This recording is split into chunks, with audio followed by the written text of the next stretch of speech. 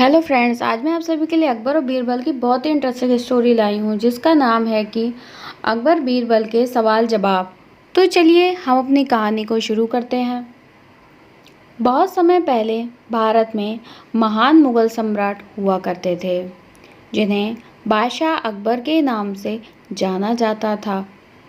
अकबर के शासन में नवरत्न थे जिनमें से चतुर बीरबल भी शामिल थे। बादशाह अकबर बीरबल से पहली बार जंगल में मिले थे।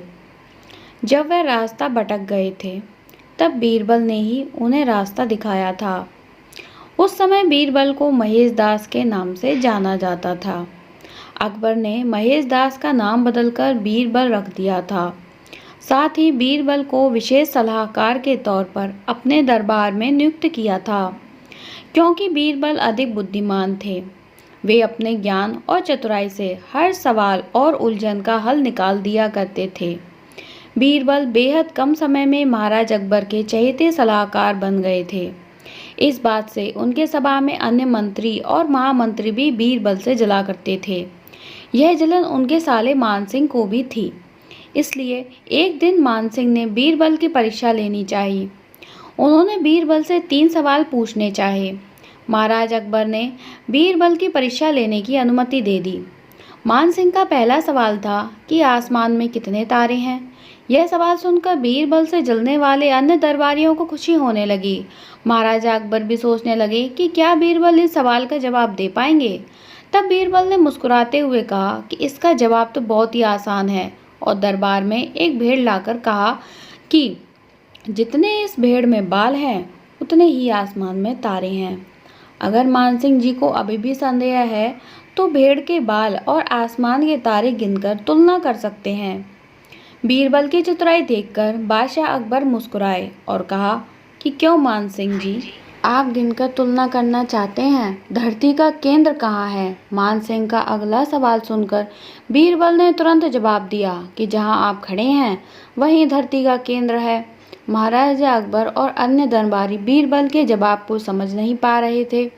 फिर जहाँ मानसिंह खड़े थे वहाँ बीरबल ने एक रेखा खींचकर लोहे की छड़ी गाड़ दी और कहा कि यही धरती का केंद्र है। अगर किसी को मेरी बात पर यकीन ना हो तो वह खुद धरती को माप सकता है। बीरबल की चतुराई देखकर मानसिंह सोच में पड़ गए थे। फिर मानसिंह ने एक पहेली को सुलझाने के लिए कहा। मानसिंह का तीसरा सवाल था कि एक परख है सुंदर मूरत, जो देखे वो उसी की सूरत। फिक्र पहेली पाई ना, बोझन लागा आई ना। बीरबल पहेली को दोहराते हुए उसके बारे में गौर से सोचने लगे।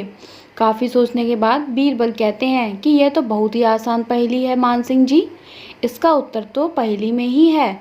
इसका उत्तर आईना है, जिसमें आईने के सामने खड़ा इंसान एक सुंदर मूरत है। आईने में उसे अपनी सूरत दिखाई दे रही है। बीरबल ने मानसिंह के सभी सवालों का जवाब बड़ी चतुराई से दिया। यह देखकर बादशाह अकबर बहुत खुश हुए और मानसिंह से कहा कि क्यों मानसिंह जी, आपको आपके सवालों का जवाब मिल गया ना। अकबर और बीरबल की कहानी यहीं ख़त्म होती है तथा हमें इस कहानी से ये सीख मिलती है कि किसी भी सवाल का जवाब दिया जा सकता है। बस अपने दिमाग पर भरोसा होना चाहिए और संयम से काम लेना चाहिए। तो दोस्तों, आप लोगों को मेरी कहानी कैसी लगी प्लीज़ कमेंट बॉक्स में ज़रूर बताइएगा। पसंद आई हो तो कृपया इसे लाइक करें, ज़्यादा से ज़्यादा लोगों में शेयर करें और हाँ, मेरे चैनल को ज़रूर सब्सक्राइब करें। आज के लिए इतना ही, तब तक के लिए धन्यवाद।